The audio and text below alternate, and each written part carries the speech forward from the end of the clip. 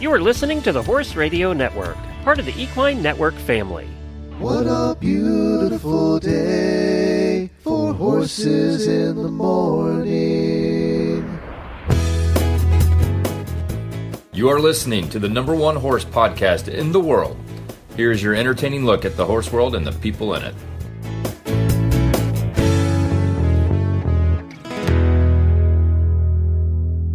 I'm Coach Jen from Ocala, Florida. And I'm Mary Kitzmiller from Kemp, Texas, and you are listening to Horses in the Morning on the Horse Radio Network for December 5th, episode 3577. Today's show is brought to you by Grazer's Nutri-Treats from Equine Balance Support. Good morning, Horse World. What is your favorite day of the week? You never stop learning. You never stop understanding.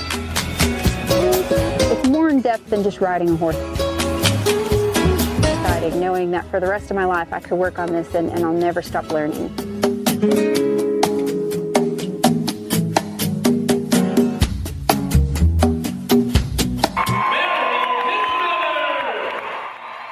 Welcome back, Mary. Thanks for having me.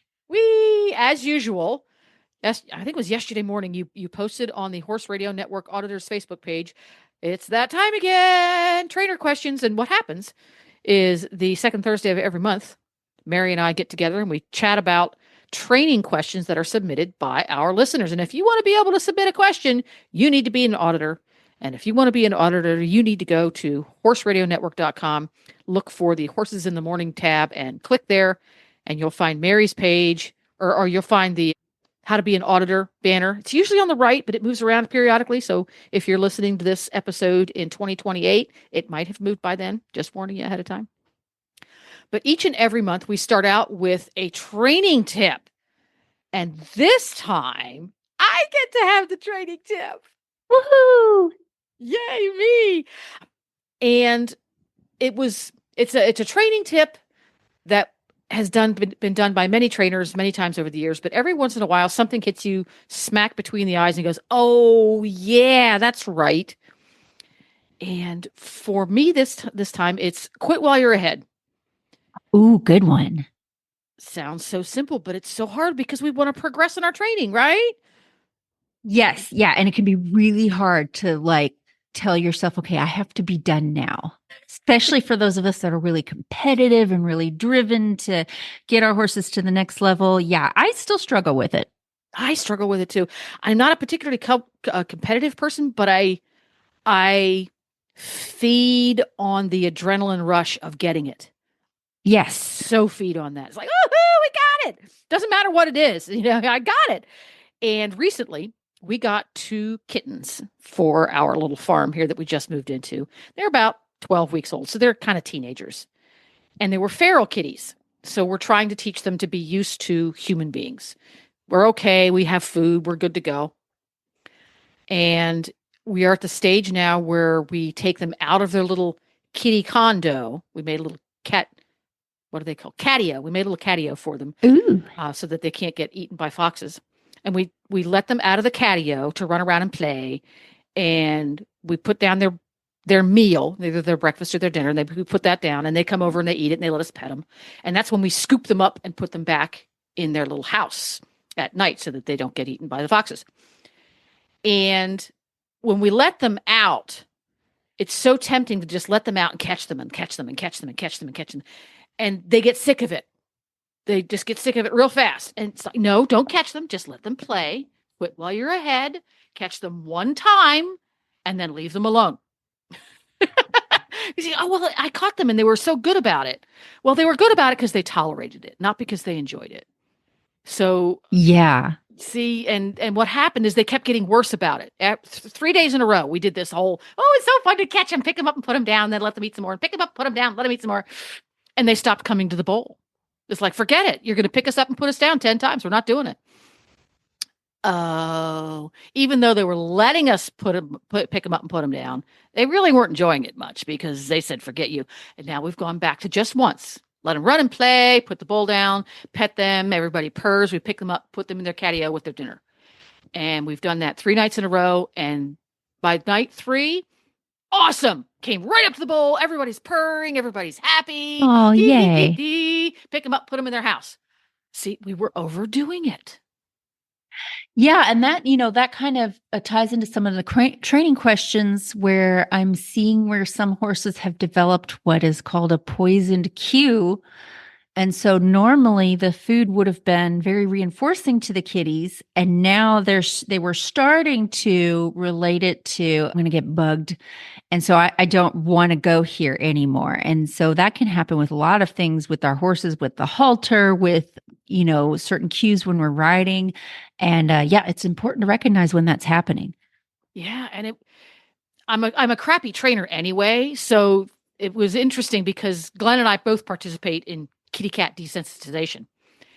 And had I been doing that myself, I probably would not have recognized my error. But watching it happen with Glenn, because he was participating, he was picking him up and petting him down too. I'm like, oh, look at the kitty cat. He's getting a little bit more squirmy each time he picks him up. Oh, so it's easy. Sometimes it's easier to recognize it when you see someone else doing it than when you're doing it yourself. So if you have a pivo or a way to film yourself or eyes on the ground, sometimes that can be useful to recognize where the training scheme is going awry. Yep, I completely agree. Dun, dun, dun. There we go. And this is about the time on each and every single show that we chat a little bit about our title sponsor. They've been our title sponsor here for several months at the Mary Kitzmiller training episode, Equine Balance Support. Yay! As regular listeners know, both Mary and I regularly use positive reinforcement training that involves a food reward. And we always keep an eye on what type of food reward we use, because how motivating it is, how yummy, and how healthy or unhealthy it is are relevant, because there's a lot of it involved and it happens regularly. Enter Equine Balanced Support Grazers NutriTreats. These are delicious bites, and they are packed with natural performance-boosting ingredients like wheat germ oil for a natural source of vitamin E, and who doesn't need that, and kelp, which is known as a rich source of vitamins and minerals. And that's not all. They're metabolically safe. So if you have a fatty or even a not fatty that shouldn't be having sugar, they are great for horses with special dietary needs. And they are uber tasty. So, for example, when Nigel is doing his veterinarian prescribed carrot stretches, he tries harder because he really wants them. They're super yummy. So you can reward your horse for a job well done while supporting their overall health and well-being. You can visit Equine Balanced Support today and discover Grazers NutriTreats and how they can elevate your horse's performance naturally. EquineBalancedSupport.com. Dun, dun, dun. Yay! Now, yay! You've used them a number of times, haven't you? Yes. Not only do I like them, they smell amazing, but my horses really like them. I don't worry about overdoing it with feeding them, but the size is something I really like, because when I'm trying to buy, so I use a lot of Timothy pellets regularly, but sometimes you want something that just has a little bit more pizzazz to it to make your horse just kind of get real bright and sparkly about doing work. But a lot of the stuff you buy at TSC and stuff, there's some nice treats there, but they're huge. And I like that these are just they're bite-sized, but not too big, not too small, perfect for training. And my horses like them. That's a good point, because if the cookie is too big, it's sort of and it takes them quite some time to chew it up and masticate it. That kind of breaks the rhythm of the training. You're right. Never thought of that. It does. And so, the bigger treats I think are fine for like a, every so often type of deal, but especially for training, I like the pellet size is slightly bigger than they're the perfect size. They're the perfect size. There we go. EquineBalanceSupport.com. And now our first listener question. Who's up? Okay, I'm going to start with, where is it? Someone had a question about a reining spin, which is one of my favorite things to teach. Emily had a question. She said, my horse will do a nice reining spin, but slowly. How can I encourage him to go faster without using spurs? And then a little caveat she puts in there, he's had a very clean vet check, so no physical limitations holding him back. Well, good, you've gotten that out of the way.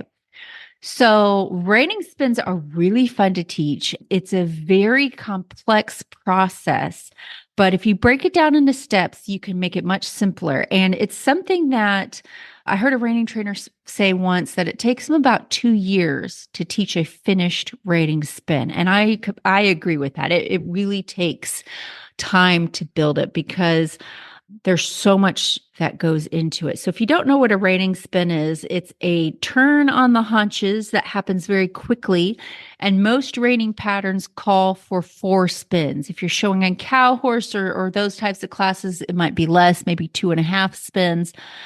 But your horse has to start from a standstill and then go into this very fast spin, very fast turn on their haunches and spin at least 4 times. And then stop on a dime. It's a really cool maneuver. So it sounds like Emily has the beginning process done where the horse knows the mechanics of the spin. So when I'm training colts, it takes me some time to teach them exactly how to move their body.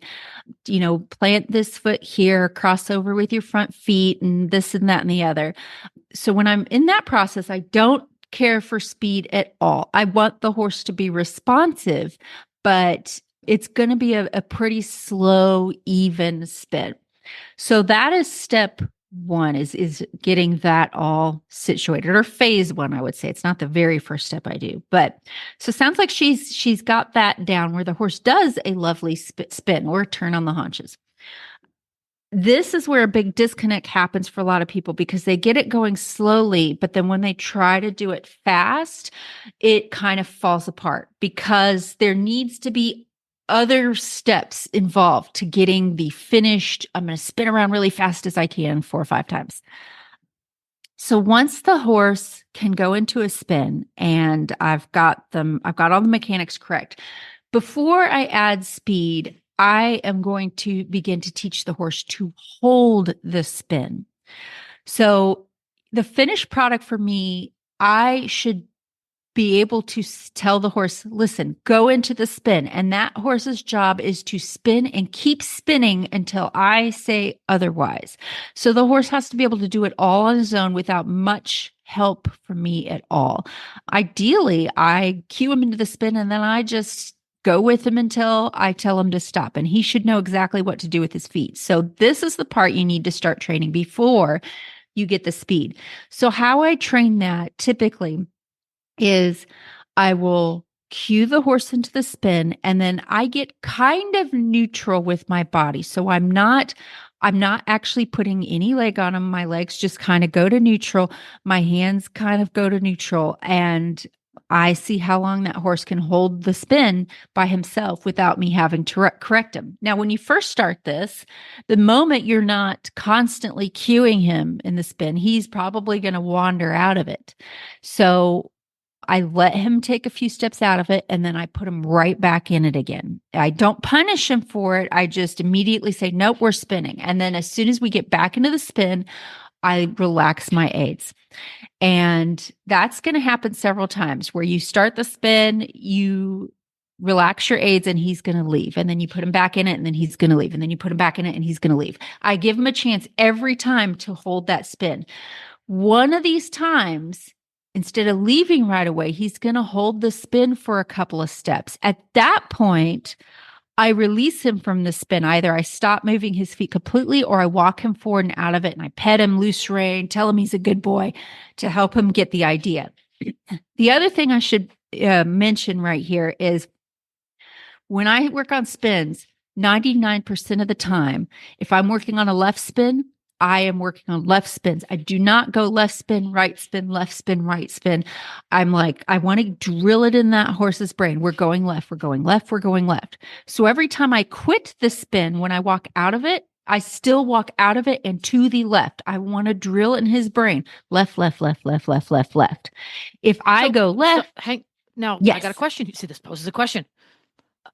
Why is it that you do that? What happens if you tend to mix it up left, right, left, right? Why is that not a good thing? Because again, I know nothing about spins, so I'm curious.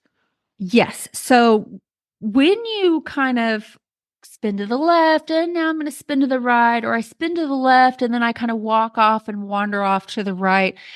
You really don't, you have a hard time getting the horse to get in the mindset. You want that horse to think we're going left, we're going left, we're going left, we're going left.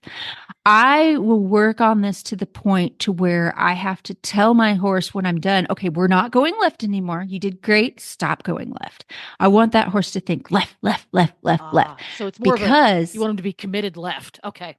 Yes, because I'm going to add speed to this later. And if the horse isn't really dedicated and committed to that left spin, when you add speed, he's going to crash out. It's not going to work.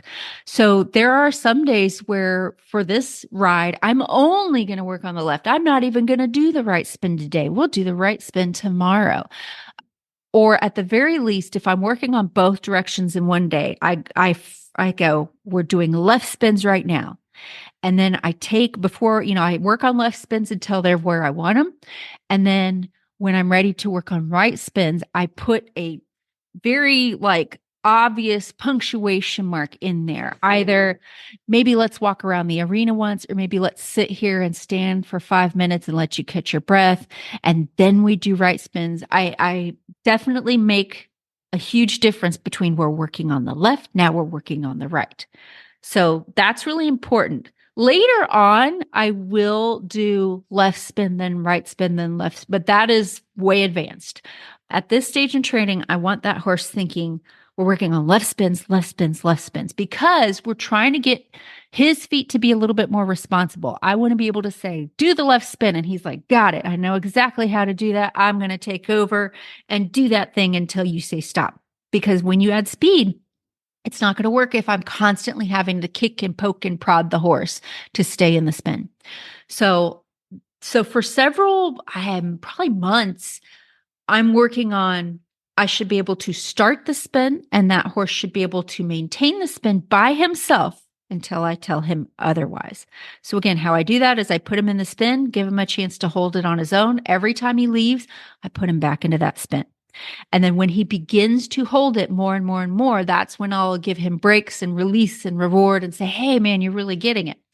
So what it should look like before I decide to move on and start thinking about adding speed is I should be able to put him in that spin, and he should be able to just spin around there with me just pretty much sitting there.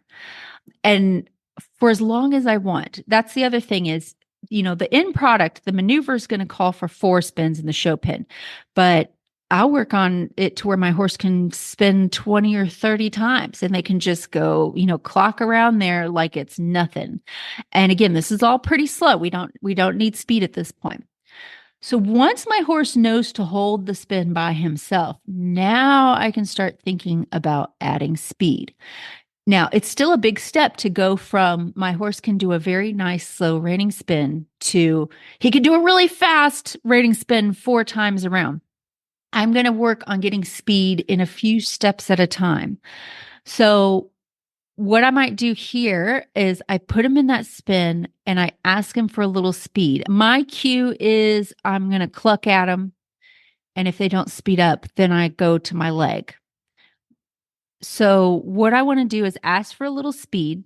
If he gives me a couple of good steps, great. I'm going to release and say, that's what I wanted. I wanted to ask for a little speed. If I feel like he's kind of ignoring my leg and he's not really, I feel like I have to nag him into it instead of kicking in the spin to try to get more speed. I'm actually going to say, we're done with the spin. I'm going to take you out of the spin and I'm going to pick him up and I'm going to trot him in a circle to the left. So if we're working on left spins, trot him in the circle to the left and make him hurry his feet. So like a little less than 10 meter circle of trot, trot, trot, trot, trot. Come on. Let's go. Pick up your feet. Once he's got some hustle in that feet, I allow him to go back into the spin. So the spin's going to be the reward. So I will spiral him down back into that spin, see if I can get a couple of good steps. And as soon as I get a couple of good steps, I'll release by either walking him out of it or Why don't you stand here for a little bit? So you don't want to harp on your horse too badly in the maneuver because, like with the kitties, you'll get that horse to go, I don't want to go to a spin because you just punish me every time we do it and it's not fun. So the spin should be the release. So if I feel my horse going a little bit crooked or his feet are too slow, I'm going to pick him up, take him out of that spin, fix it, and then allow him to go back to the spin. The spin should be, I should not be kicking and kicking and kicking on him. I shouldn't be doing anything. It should be the release and allowing him to go back into it. So you get a few, stuff. yeah.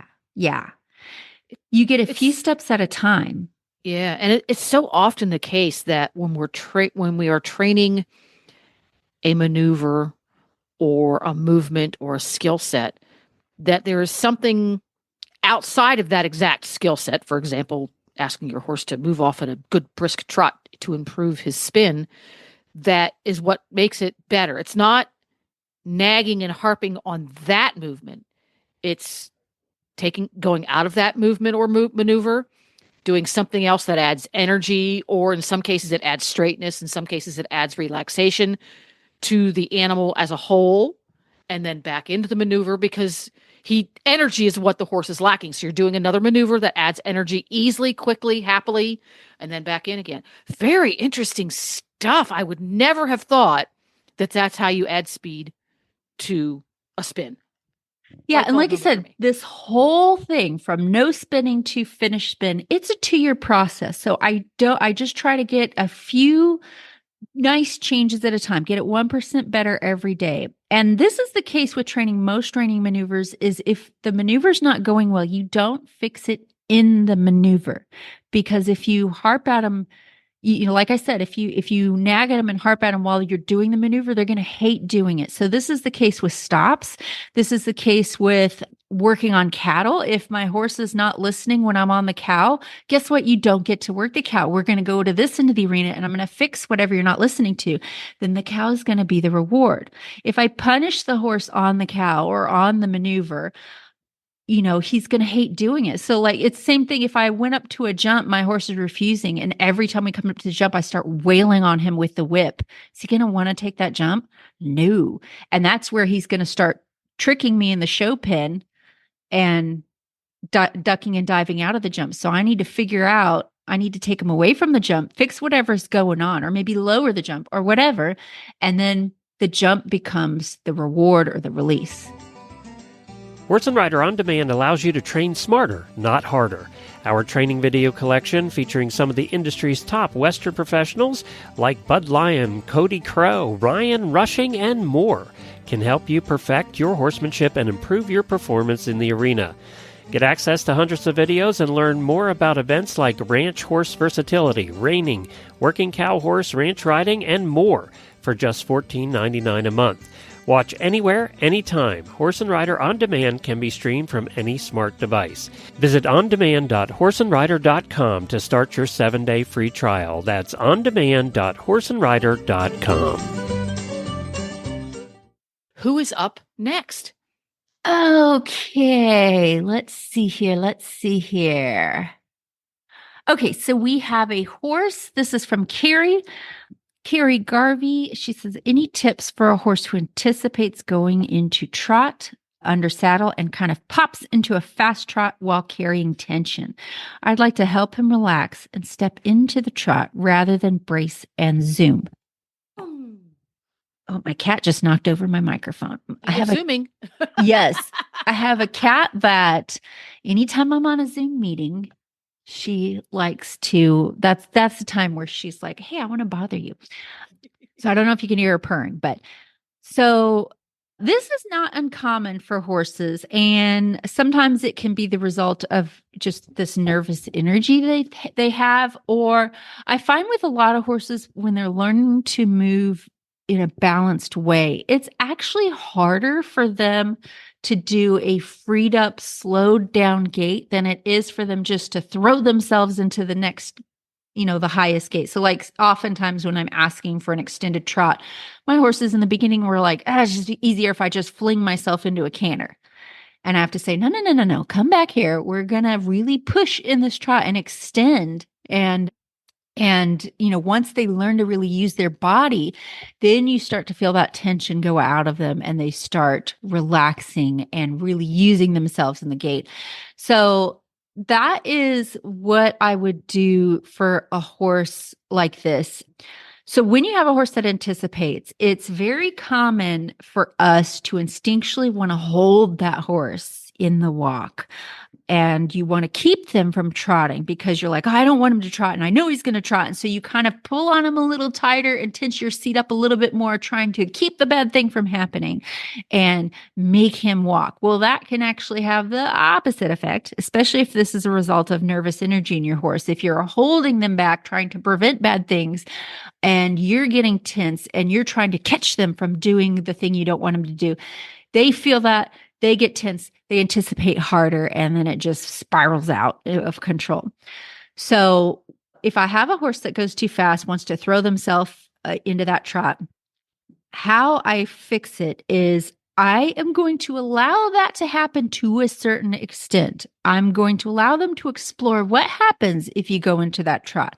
Once they go into that trot, I'm not going to punish them, because if I kill them for it, they were already nervous. So now they're going to be really nervous. So what I do with them, instead of pulling back when they trot without being asked, on typically a greener horse, and usually horses that are doing this are pretty green, I will do something lateral. So if it's a horse that is extremely nervous, like I want to bolt every time you ask me to walk, I will take them all the way down to a one rein stop. I take a hold of one rein, ask them to yield their hindquarters until they come to a complete stop. Then I wait, take a breath, and then we try it again. If it's a horse that is just speeding up and trotting and you didn't want him to trot, I will still do something lateral. So that could be a small, soft circle to the left or right. Or maybe if your horse is doing leg yields, I'm going to take you into a leg yield to the left or right. So usually something lateral. The reason I go lateral is it creates less of this tug of war idea with your horse of you're pulling against them and then they're going to pull back against you and then you're going to pull back against them. And going lateral will create softness. It'll encourage that horse to use their hindquarters, lift their back, relax their head and neck. And that's what I'm looking for. Every time they want to stiffen up and get into a trot, I'm going to say, no, get soft. And I'll go into a lateral maneuver until they come back to walk. Once they come back to walk, I'm going to give them a nice loose rein, or loosen my reins at least a little bit. I'm not going to stay full contact, and say, oh, great, you made it back to walk. Let's go back on a nice, relaxed walk. And I will give them every chance in the world to walk, knowing that they're probably going to pop right back into a trot again. That's okay. If they trot, I allow it for a couple of strides and go, oh, nope, that wasn't the right thing.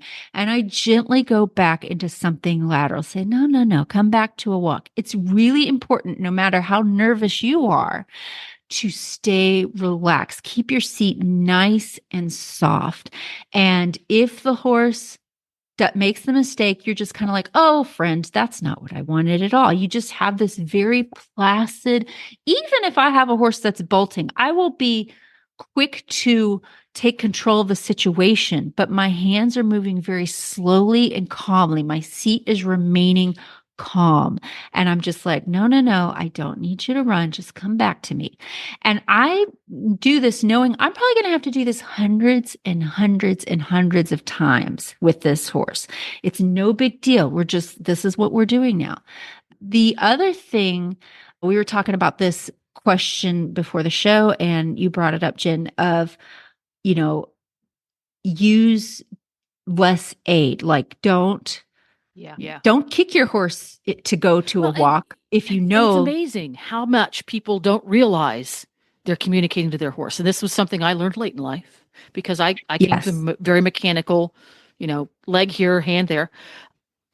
If your horse is one of those horses that, gosh, as soon as I even think about trotting, he starts to jig or he starts to lose his balance and stiffen up. If it's one of those kinds of horses, what's actually happening is when you're thinking about trot and that happens, you're giving him a trot aid. So use that to your advantage. Exactly. Don't think about the T word. Glenn's not even allowed to say it. when he's driving a scooter. He's not allowed to say TROT. Think walk aids, walk aids, walk aids, so that your whole body is in the moment of walk. And don't think about trot until you're ready to trot, rather than, because we've, especially in the dressage world, you prepare to change gaits. Well, some horses, that's too much. It's just too much. They can feel that in your body changing. I've taken many, many years now to nail down exactly which parts of my body change when I think about trot. I'm going to use my air quotes. Won't go into that, but it's a real thing.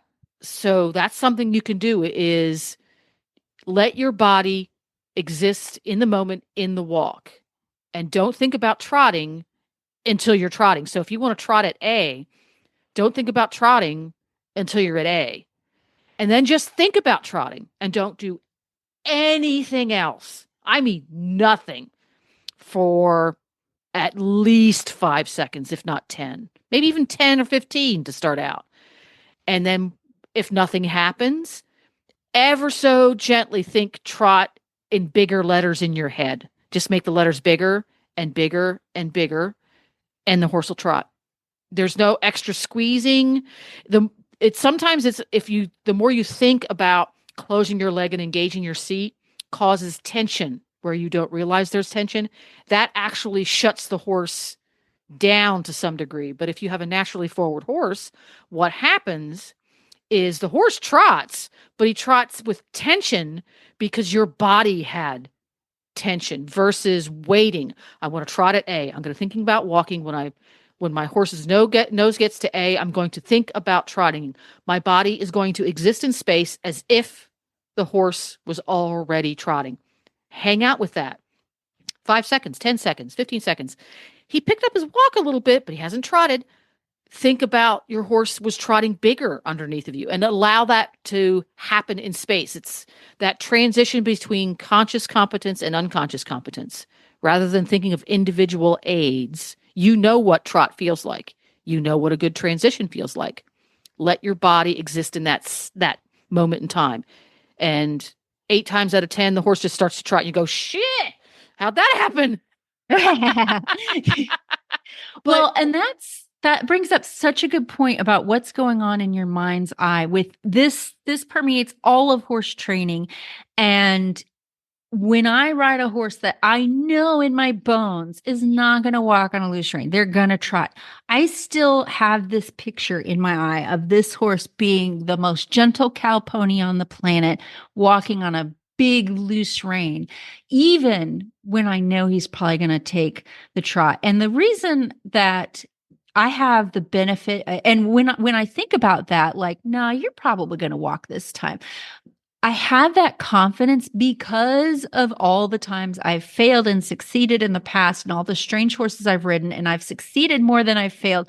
So I know when I get on this horse, you're going to walk really well for me. Maybe not today, but we're going to get there. And when you have that confidence, and it can be hard to get that confidence if you haven't been a professional training and seen every scenario on the planet, but when you can create that confidence in yourself of this is going to work out really well. Maybe it won't happen today, and I'm probably going to have to repeat this hundreds of times, but we're going to get it eventually. And that gives you the patience and the confidence, and it allows you to release tension in your own body.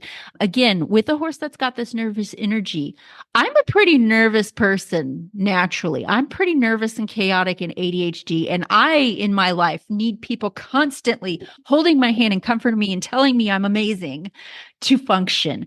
But when I'm on a horse, I'm the voice of reason. And I'm like, you know what? I'm totally chill. We're just out here having a ride, and it's going to go great. And you're doing wonderful. And I'm going to help you through it. And you can, I'm not that person naturally, but you can create that persona. And that's what's helped me be really successful. Dun, dun, dun. 5 ways you can fuss around with your horse who gets tense when he goes into a trot. Ta-da! Yes. Thank you, Carrie. That was a good one. That really got my gray cells going on that one. Yeah. Yes. Yeah. And in certain disciplines, a horse who is that tuned in that it goes forward when you quote think about that gait. That's a very desirable trait for a lot of disciplines. And what tends to happen, and I'll close the conversation on Carrie's question with this one. We literally train it out of them. And that's what they call the amateur friendly or the beginner friendly or the husband. Those horses have frequently had that tendency trained out of them. So if you want to keep it, and it sounds like Carrie wants to keep it, she wants that forward and that energy and that exuberance, you have to treat it with such care, like a kitten. Ah, look at that, circle around. Exactly. Oh my gosh, full circle moment. Probably one of the best pieces of wisdom I ever heard was this trainer who said, you can take the life out of a horse, but you're going to have a hell of a time putting the life back in them. And I learned that reining horses. I had been training horses for that were going to be trail companions and that, for beginners. So I spent years before I got into the reiners teaching that horse to ignore most of everything. And if that's going to be that horse's life, that is totally fine. If that horse is always going to be grandma's horse, it's important that that horse or a kid's horse, it's important that that horse kind of learns to half ignore everything and maybe takes a couple of kicks to get into the trot and the canter. That's not unfair to that horse because that's their life. But when I started training reiners that way, and I was really desensitized the crap out of them and really just kind of got him what I would call dummied up. In that horse's life, he's going to go to a reining barn, and that trainer's going to need that horse to be on cue and go into action immediately, like with the reining horse we were just talking about. And if I have spent several months or weeks or years pounding that out of that horse, it's going to be so unfair because now to put it back in him, I'm going to have to blow up a bomb underneath him and say, hey, wake up. So if you are training a horse that you want to be this athletic, quick response horse, it takes a great deal of care to learn how to get them safe and quiet and mindful and respectful of your cues without pounding the life out of them. It's a tricky balance, and I still struggle with it. Yeah, it is a very tricky balance. And some horses, their very nature aren't the amateur friendly type. Those horses, they're almost predestined to be high level animals because there's no training that out of them. That's the way they want to be. So it's very interesting. So Carrie, keep us up to speed. Let us know how it's going with your horse and the progress you're making with keeping the relaxation through his body into that trot. I'm really curious to know.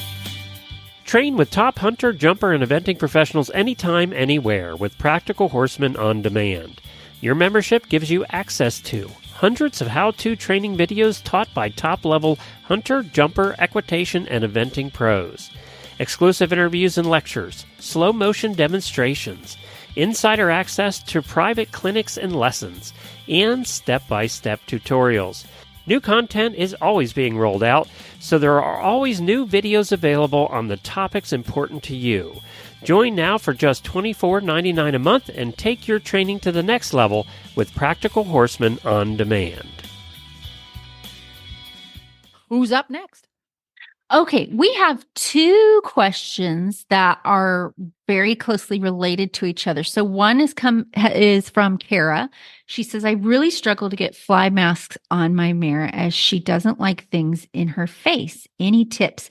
She even gets head high and goofy when I try to put the halter on her with big mittens on. So, and that is pretty closely related to Elizabeth's question. She said, my 2-year-old had a laceration on her ear and it was painful to treat. It's now healed, but she's gotten in the habit of lifting her head and pulling it away when the halter goes on or off and touches her ear. I'm 5'9", so I can reach, but I'd love to teach her to drop her head. I'm also 5'9", and sometimes I have to remember that my clients are not 5'9", and I'm like, oh, okay, I probably need to teach this horse to lower his head. So both of these horses, for whatever reason, different reasons, have an aversion to things around their head and their ears. And it usually comes out with, in one horse's case, either the fly mask, or if I've got thick and scary mittens on and it kind of looks like a fly mask and I'm trying to get the halter on, the horse reacts the same way. And the other horse, it's the halter, but it really has to do with, I think my ear's going to hurt and I don't want it to hurt. And so I'm going to defend myself. So when I get a horse in training like this, I can usually see where the horse is going to react with aversion pretty quickly. And it's usually not the moment of putting the halter or the fly mask on. Sometimes with one horse I had that was incredibly ear shy, I could see her begin to tense up when my hand was on her neck, like midway up her neck.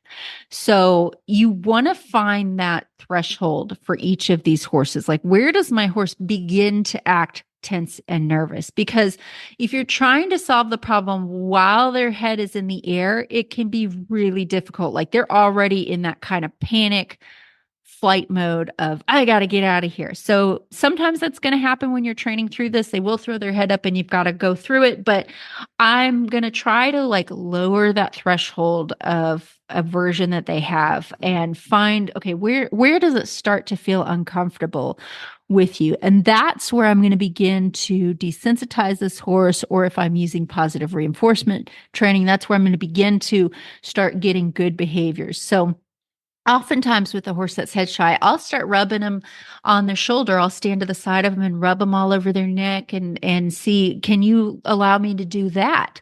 Some horses, that's where I have to start because they immediately start tensing when I even pet them on the neck. So I know, okay, we're not going to progress to the halter or the fly mask until we can get this done. So I'm going to use an approach and retreat method. So I pet them where they're comfortable, and then I start to near closer to that threshold where that horse is starting to think, I'm not sure about this. I don't want to push the horse overboard to where now they are going to move their feet and run backwards and throw their head up and all that. But I want to go into that area where I see them start to get a little hesitant. So if I'm petting them midway up their neck, I'm going to pet them where they're comfortable, pet, pet, pet, midway up their neck. And then I'm going to move with rhythm just a little closer to the top of their neck. And once I get in that zone where that horse is starting to say, I'm not sure about this, that's where I'm going to stay. And I'm going to stay there until I see a sign of relaxation. What could that mean? Well, it could mean the horse relaxes his muscles, or he lowers his poll, or he takes a sigh, or maybe his ears relax, or he blinks his eye. You'll know the difference. So when I feel that horse start to let down, sometimes I won't get a sign of relaxation to start with. Maybe that horse will just allow it for several seconds, and I'll say, okay, that's where we're going to start. Soon as I see any kind of acceptance on their part, then I'm going to retreat back to the area where that horse was comfortable. So I'll go back down toward the base of their neck.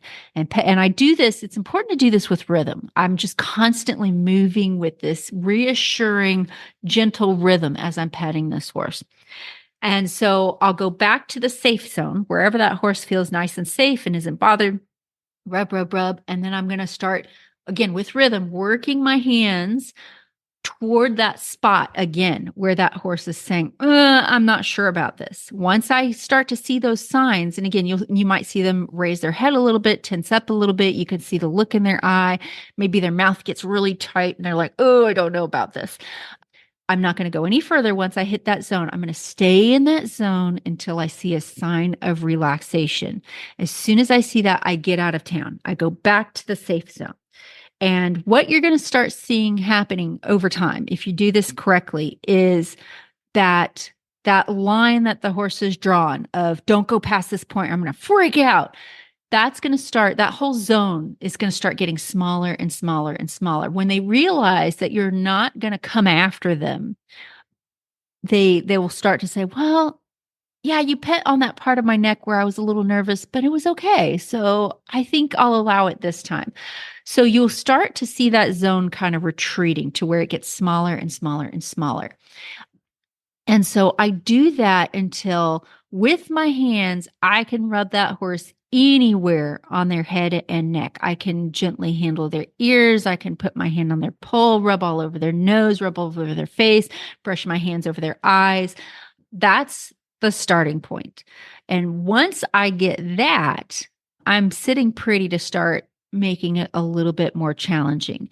So at this point, you can either maybe start to teach your horse to lower their head. So how I teach this is I don't dig my fingers in ever. That was how I used to be taught, is like you would gently press behind the horse's ears. And if they didn't submit, then you would press harder and harder. And then you dig your nails in. And then I had one trainer actually say, oh, you could get a hoof pick out and really press. I'm like, no. If you did that to me, like if someone came up to me and was like started pinching my neck, I would like rear back and say, what the heck are you doing? Here, let me take a hoof pick and push it in the back of your skull.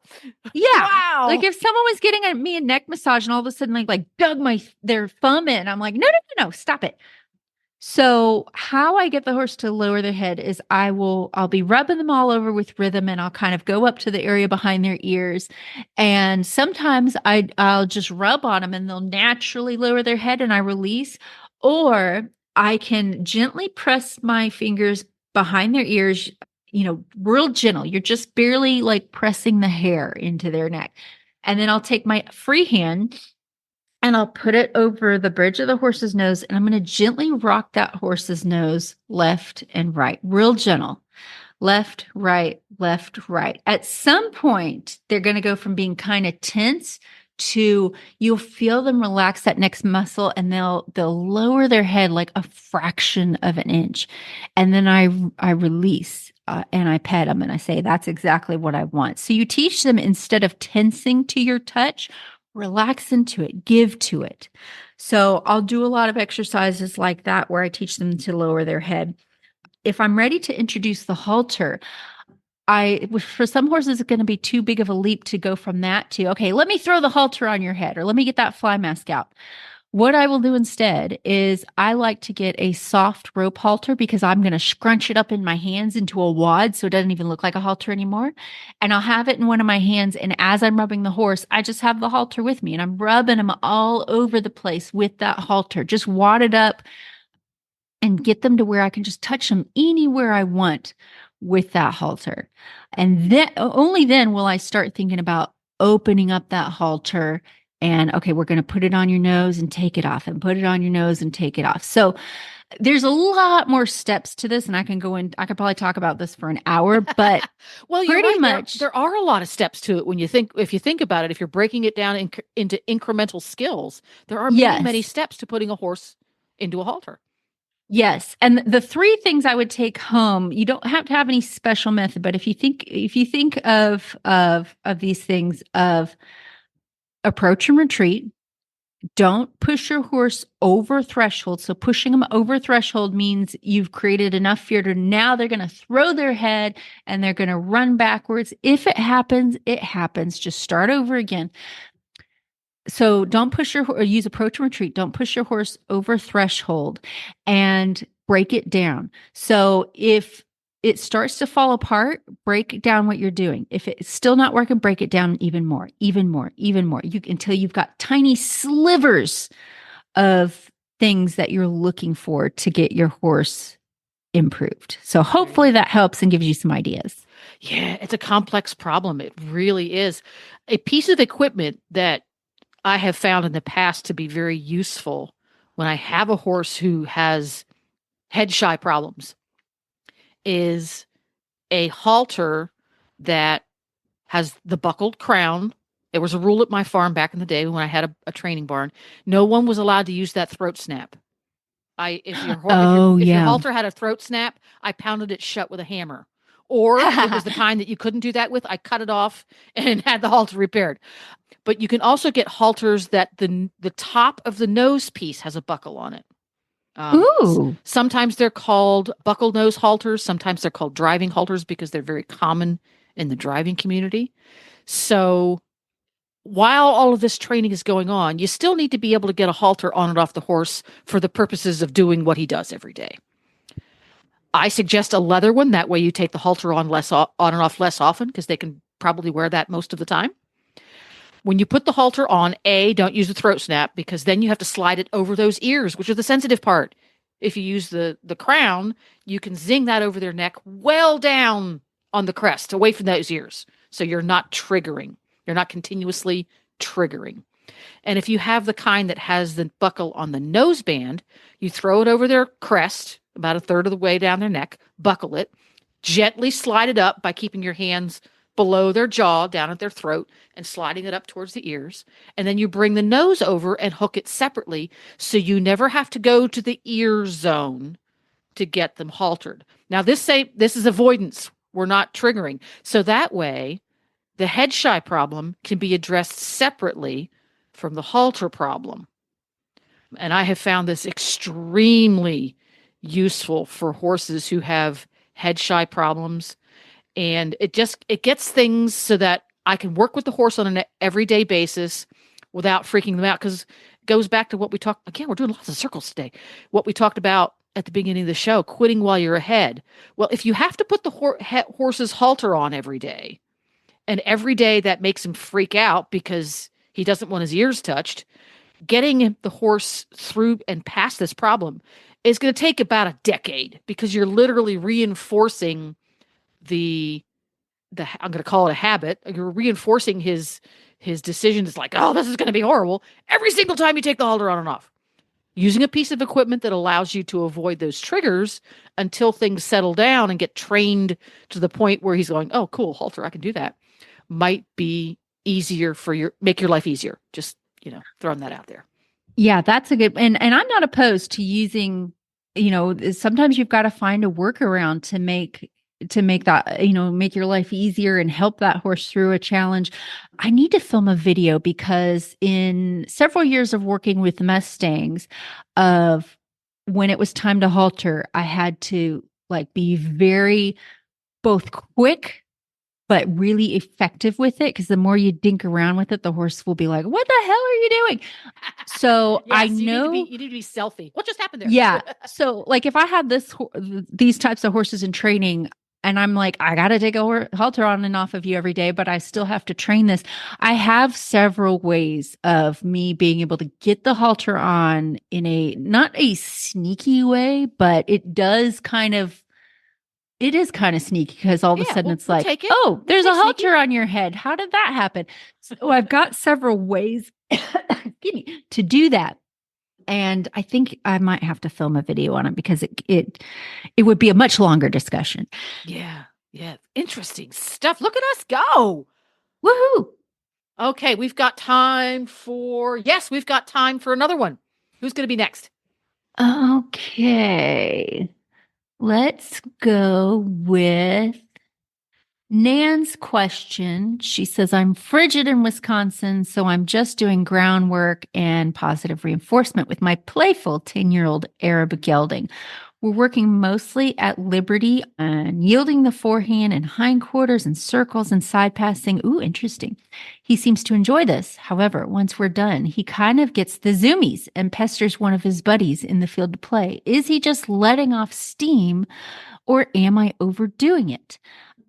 I think it's without seeing it, I think it's probably letting off steam.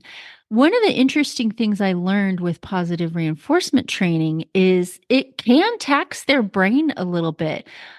So you would think if we're working with these kind of real gentle methods and we're feeding lots of cookies, that horse would just be in seventh heaven. And for the most part, they are. But when I first started this method of training, one of the steps that you're supposed to take. So in the very beginning, I was working with my horse at complete liberty and just starting to teach him what the click means and how to target and this, that, and the other. And at some point in the lesson, my horse would just walk away from me. He'd be like, see ya. And my trainer instinct was to move his feet and get him to focus back on me again, or go up to him and try to lure him back to play with me.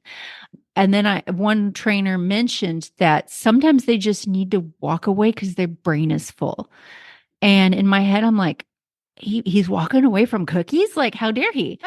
I didn't understand what was going on. But yes, I've seen it over and over again where I'm doing a 5-minute session and all I wanted my horse to do was touch this target, and he's getting 40,000 cookies for it. And he's like, and walks away. It's never really disinterest. Either the horse is like, my brain is too full with everything we're doing and I need a break, or maybe I'm too nervous. And, even though the cookies are there, I'm a wild Mustang and I'm still not sure about you and I need to walk away. So I became less offended over time of, oh, you need a break. Okay. I'm going to go over here and clean the stall and then I'm going to come back and try again. So yeah, I think letting off steam, and I don't necessarily think you're overdoing it, but he probably just needs a mental break. When I do clicker training, I'm often doing it at the same time I'm doing traditional training. But when I begin to teach clicker training, I will make those lessons separate. So I may work on both in one day, but I may do the clicker training at the end or at another part in the day. And I make that part like 5-minute exercises. And it actually takes a while before the horse has the mental stamina to do it for 10, 20, 30, 40 minutes, an hour. So I'll do whatever normal training I got to do as long as, we normally do it. And then the clicker training, I make its own separate thing and I do 5-minute increments. Now you could do 100 5-minute lessons a day or just one, break but in between. Yeah. Yeah. Do like 20 treats and then take a breath and think about, okay, how did it walk go? Away, do something else. Yeah. And if they want to run around and be silly, okay, I'll see you in a bit. Sometimes I will do the clicker training part. I've got a horse that I'm just starting clicker training now. And I know with him doing it when he's really fresh and full of fire and stuff is kind of difficult because it's too hard for him to focus. So I'll do my normal training with him, my normal groundwork, my normal riding. And then at the end, I'll say, okay, let's do a little 5-minute clicker session. And then I put him away. So yeah, I'm not too worried about the horse running and having zoomies. It usually means my brain is full and I need to go empty it somehow. Yeah, go empty it somehow. And this sounded so familiar because when I do clicker work with Nigel, he doesn't do zoomies anymore, but he gets the zoomie mindset now. And he used to do zoomies back in the day, but now he still has the zoomie mindset in that, especially if I do it he's about 5 to 7 minutes. And he literally gets high on clicker training, whether I'm doing it on the ground, especially on the ground, but even on their saddle, he'll get high on it in that he gets amped up. He wants to try harder and do more and do more and do more. So I have to keep the sessions very short in order to keep him so he doesn't get overexcited. And it might be something along those lines in that he's really enjoying it. He's getting a buzz off of it. So when then he goes out with his buddies and gets the zoomies, he's going, yippee skippy, I'm the most amazing animal in the whole wide world. And look at me. Well, and that brings up a very good point. And this is something that I think is severely lacking in most clicker training practices when you're starting it out, maybe you haven't done it for very long, is doing the exercises, the stationary, calm exercises. You cannot do them enough. So like with this horse I'm training, he's going to be with me to the end of the year. The only exercise I may end up teaching him is one that Alex Curlin calls grown-ups are talking, where I'm just standing next to him and we're just rewarding being still and polite and lovely. That is if I were to say what's the most important exercise to train with clicker, that one. And it does way more than you think it does. I keep trying to pound this into people's brains. Like, it's my favorite exercise now to train. And it took years for me to get to that point.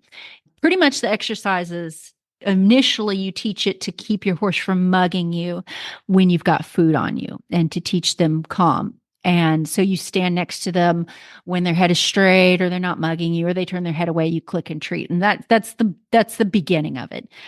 So I used that was really boring to me when I started. I'm like, that's stupid. I don't want to do it. I want to jump at liberty and do lead changes and all the fun magical stuff that I see people doing. So I would only train it long enough to where, okay, you're not mugging me. Now let's go do flying lead changes. Well, that's where I had a lot of horses that suffered from this over-arousal, overstimulation of getting way too cracked out doing clicker training. And I have the still remnants of that issue now with my horse Remy, who knows a lot of really cool clicker maneuvers. But every time we do them, he has to drop his special friend and I have never figured out how to untrain that, but it came from over arousal. Yeah, it's a thing. It's a thing. And I'm embarrassed about it, but it happened because I trained too many maneuvers too quickly, too advanced. Now, when I train horses, I will spend however long it takes doing this stationary grown-ups are talking exercise. And there's so much more to it than just making sure your horse doesn't bite your arm off. And I do that exercise every day. And the things that come out of it and the changes in your horse working on that. If you want to dive more into it, I strongly recommend one of Alex's books. Alexandra Curlin is the name of the trainer. And in my opinion, she's one of the best in the game as far as clicker training goes with horses. But her books go into if you want to take a deep dive, I definitely recommend checking out her books. And the exercise grown-ups are talking is the one that if you're going to do anything with clicker training, do that one. It makes some crazy profound changes in your horse. It might be interesting for Nan, if she doesn't do that one already, to introduce that periodically during her training sessions and just note whether or not it changes his post-training behavior. It totally does. And actually, I started 2 horses with clicker last year, and it was the coolest experience. And I'm going to do it again with some horses this winter. We started from grown-ups are talking, which is I'm standing still next to you. And every day I added a little step to it. And it's hard to explain, but I added more and more steps where we went from grown-ups are talking to I'm standing at the mounting block. Grown-ups are talking, step, step, step, all the way to I'm getting on your back. Grown-ups are talking to I'm getting on your back and flexing your head left and right. Grown-ups are talking to I'm getting on your back, flexing your head left and right, taking some steps forward. And when you start in that calmness of grown-ups are talking, because when my horses, when I first started that exercise, they would stand still, but they would be really antsy. Like, I know I'm supposed to stand still, but I just really want the cookies and I want to play and wah! And that's fine. That's how it goes for a while. The horse is doing the behavior, but they look like they're full of electricity doing it. Yeah. Over time with this exercise, when you build duration and you just work on it over and over and over again, the horse changes. It's like an exorcism. You see the demons fleeing them. Where you go into grown-ups and they just go, they go into Zen and they just stand completely still and you could explode a bomb and they're like, whatever, dude. And when you start from that point of the horse is just in total peace, and then you start to add your other steps, it's crazy. It's so crazy what happens. I could talk about that all day, and I haven't ever convinced anyone how important it is yet. You have to go through it. It is important. And I've had friends who do a lot of positive reinforcement training who remind me of this regularly, because I don't practice that one enough, because same thing as you. Oh, I want to go do the fun stuff. Exactly. But it is so crucial to have that demeanor so that the horse understands that that is a desired behavior. And some horses are prone to offering it or volunteering that behavior. And some horses are not prone to volunteering their behavior because they're naturally higher energy. So especially that high energy guy, you have to keep reinforcing it so it stays at the front of their little brain that is a desired behavior, and you need to keep that in your toolbox at all times. You can get the most crackhead of horses to crave standing still doing this exercise. I can't hit that point enough of it's the best exercise ever. It's my favorite thing to train with positive reinforcement training. And it's funny how in the beginning, I would only do it for 5 minutes and I'd be like, let's go jump this jump. And then wonder why my horse is kicking out at me because he's like way overstimulated. Because of the reward aspect of the training versus a punishment aspect of training, right? It's a very different bunch of the most profound change that I've seen with clicker training that I don't really see in other areas of training is at first they do the behavior because they know they get the reward. So yeah, you get the behavior and it's good, but you can see underneath the surface that horse is like, when can I be done with this and do the next thing? Much how I am with training. And then one day you go out and that horse is just I love standing still. I did this with Mark training with my horse Guthrie, where I taught him to do this while standing on a rubber mat. And we went from, in the beginning, he was a feisty 3-year-old. I don't want to stand on the mat, but I'll stand on the mat because I know I'm going to get cookies and you're a human vending machine and I just have to press the right button for you to dispense the cookies.